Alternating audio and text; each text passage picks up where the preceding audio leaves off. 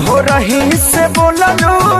तो दोस्तों फिर से स्वागत है अपने चैनल जाटव भोजपुरिया न्यूज में, और जाटव भोजपुरिया न्यूज में आपको स्वागत है।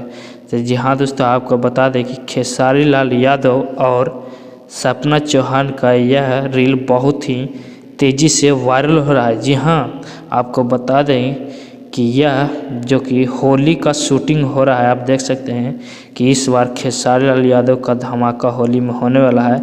जहाँ दोस्तों हर साल की भांति इस साल भी आप बहुत ही आपको बता दें कि 15 से 20 गाना इस बार आने वाला है, और बहुत ही अच्छे क्वालिटी का आप देख सकते हैं कि अच्छा वीडियो का शूटिंग हो रहा है, और बहुत ही दमदार में नज़र आ रहे हैं खेसारी लाल यादव।